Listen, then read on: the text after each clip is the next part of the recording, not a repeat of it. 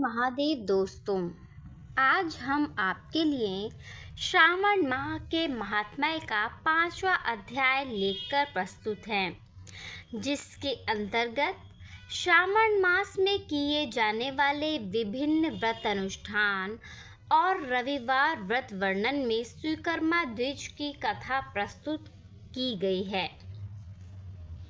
ईश्वर बोले, हे सनत कुमार, करोड़ पार्थिव लिंगों के महात्म्य तथा पुण्य का वर्णन नहीं किया जा सकता। जब मात्र एक लिंग का महात्म्य नहीं कहा जा सकता, तो फिर करोड़ लिंगों के विषय में क्या ही कहना।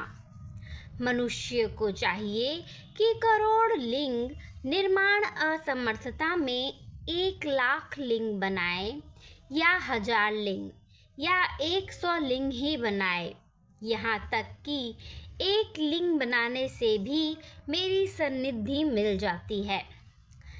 षडाक्षर मंत्र से 16 उपचारों के द्वारा भक्तिपूर्ण मन से भगवान शिव की पूजा करनी चाहिए। ग्रह यज्ञ के साथ उद्यापन करना चाहिए।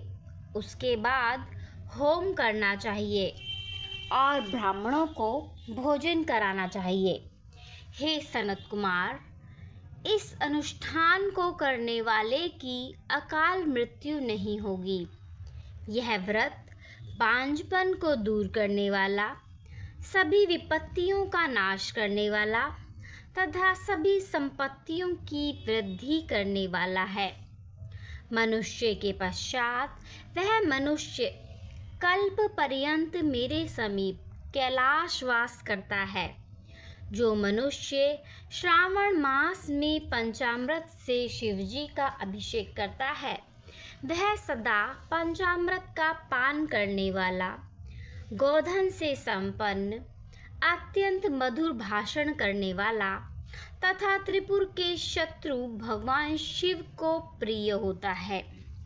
जो इस मास में अन्नदान करने वाला व्रत तथा हविष्यान ग्रहण करने वाला होता है, वह व्रीहि आदि सभी प्रकार के धान्यों का अक्षय निधि स्वरूप हो जाता है।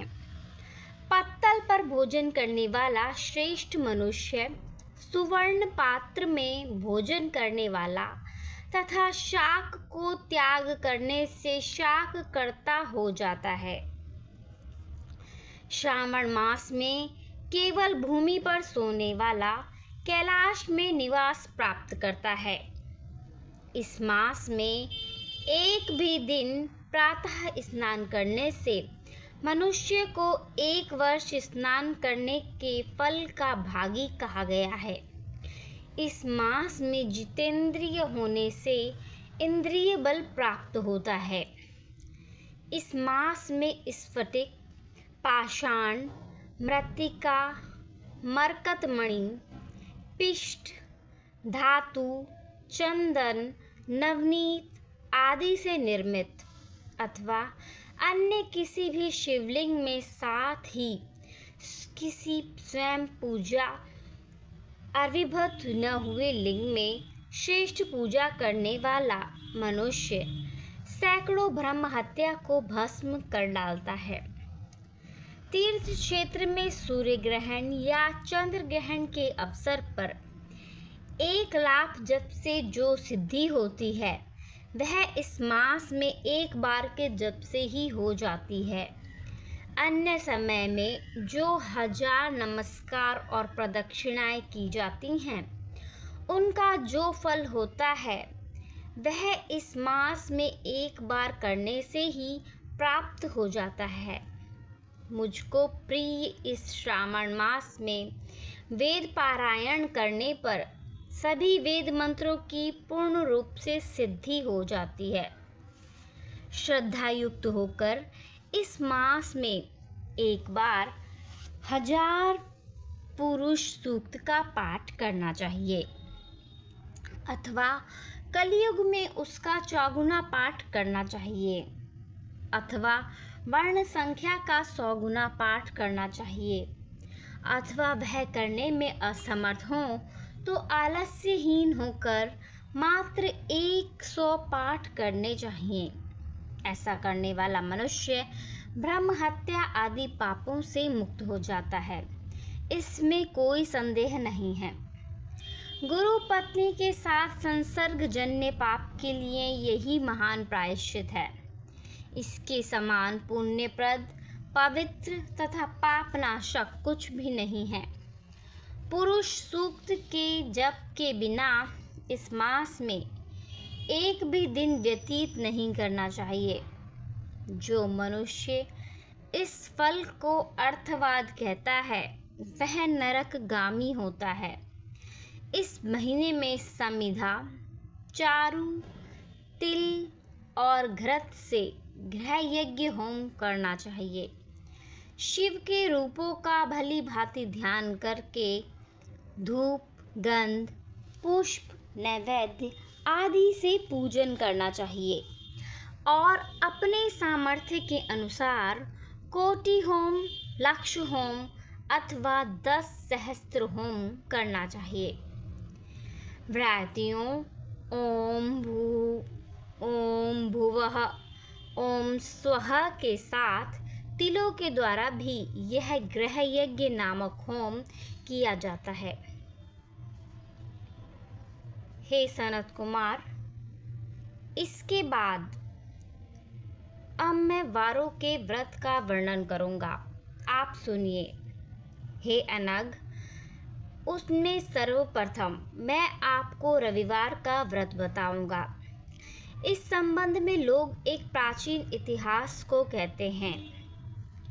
प्रतिष्ठान पूर्व में सुकर्मा नामक एक द्विज था। वह दरिद्र, कृपण तथा भिक्षावृत्ति में लगा रहता था। एक बार वह धन्य मांगने के लिए घूमते घूमते नगर में गया। उसने किसी एक गृहस्थ के घर में मिलकर रविवार का उत्तम व्रत करती हुई स्त्रियों को देखा। तब उसे देखकर वे स्त्रियां परस्पर कहने लगी कि इस पूजा विधि को शीघ्रता पूर्वक छिपा लो। इस पर वह विप्र उन स्त्रियों से बोला, हे श्रेष्ठ स्त्रियों, आप लोग इस व्रत को क्यों छिपा रही हैं? समान चित्त वाले सज्जनों के लिए परमार्थ ही स्वार्थ है। मैं दरिद्र तथा दुखी हूँ। इस श्रेष्ठ व्रत को सुनकर भी मैं भी करूँगा। अतः आप लोग इस व्रत का निधान व फल बताएं। स्त्रियां बोली, हे द्विज, इस व्रत के करने में आप उन्माद तथा प्रमाद करेंगे अथवा भूल जाएंगे अथवा इसके प्रति अभक्ति या अनास्था रखने लगेंगे। अतः आपको यह व्रत कैसे बताऊं? उनकी यह बात सुनकर उनमें जो एक प्रौढ़ा स्त्री थी वह उस ब्राह्मण से व्रत तथा व्रत की विधि बताने लगी। हे ब्राह्मण, श्रावण मास के शुक्ल पक्ष के प्रथम रविवार को मौन होकर उठ करके शीतल जल से स्नान करें। उसके बाद अपना नित्य कर्म संपन्न करके पान के एक शुभ दल पर रक्त चंदन से सूर्य के समान पूर्ण गोलाकार 12 परिधियों वाला सुंदर मंडल बनाएं। उस मंडल में रक्त चंदन से संज्ञा सहित सूर्य का पूजन करें। उसके बाद घुटनों के बल भूमि पर झुककर 12 मंडलों पर अलग अलग रक्त चंदन तथा जपा कुसुम से मिश्रित अर्घ्य श्रद्धा भक्तिपूर्वक सूर्य को विधिवत प्रदान करें और लाल अक्षत, जपा कुसुम तथा अन्य उपचारों से पूजन करें। इसके बाद मिश्री से युक्त नारिकेल के बीज का नैवेद्य अर्पित करके आदित्य मंत्रों से सूर्य की स्तुति करें। श्रेष्ठ 12 मंत्रों से 12 नमस्कार और प्रदक्षिणाएं करें। उसके बाद 6 तंतुओं से बनाए गए सूत्र में 6 ग्रंथियां बनाकर देवेश सूर्य को अर्पण करके उसे अपने गले में बांधें। पुनः 12 फलों से युक्त वायन ब्राह्मण को प्रदान करें। इस व्रत की विधि को किसी के सामने नहीं सुनाना चाहिए। हे विप्र, इस विधि से व्रत के किए जाने पर धनहीन व्यक्ति धन प्राप्त करता है, पुत्रहीन पुत्र प्राप्त करता है, कोढ़ी कोढ़ से मुक्त हो जाता है, बंधन में पड़ा व्यक्ति बंधन से छूट जाता है, रोगी व्यक्ति रोग से मुक्त हो जाता है। हे विपेंद्र, अधिक कहने से क्या प्रयोजन? साधक जिस जिस अभिष्ट की कामना करता है वह इस व्रत के प्रभाव से उसे मिल जाता है। इस प्रकार श्रावण के 4 रविवारों और कभी कभी 5 रविवारों में इस व्रत को किया जाता है। इसके बाद व्रत की संपूर्णता के लिए उद्यापन करना चाहिए। हे विपेंद्र, आप भी इसी प्रकार करें। इससे आपकी सभी कामनाओं की सिद्धि हो जाएगी। इसके बाद उन पवित्रताओं को नमस्कार करें कि वह अपने ब्राह्मण घर आ गया। उसने जैसा सुना था उसी विधि से संपूर्ण व्रत को किया और अपनी दोनों पुत्रियों को भी वह विधि सुनाई।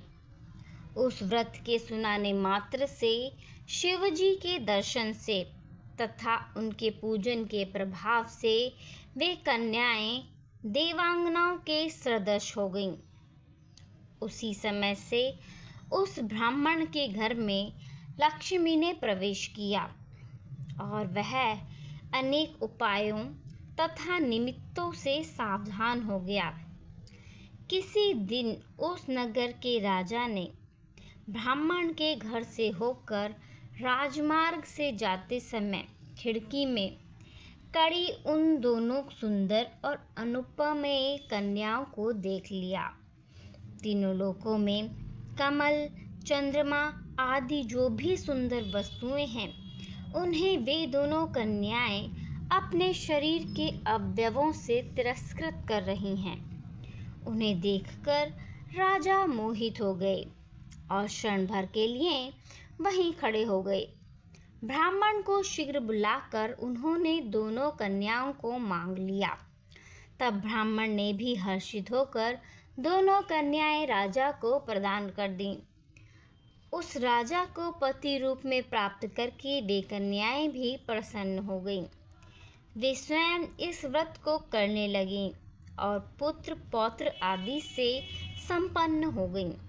हे मुने, महान ऐश्वर्य देने वाले इस व्रत को मैंने आपसे कह दिया है। हे विधि नंदन, जिस व्रत के श्रवण मात्र से मनुष्य सभी मनोरथों को प्राप्त कर लेता है, उसके अनुष्ठान करने के फल का वर्णन कैसे किया जाए।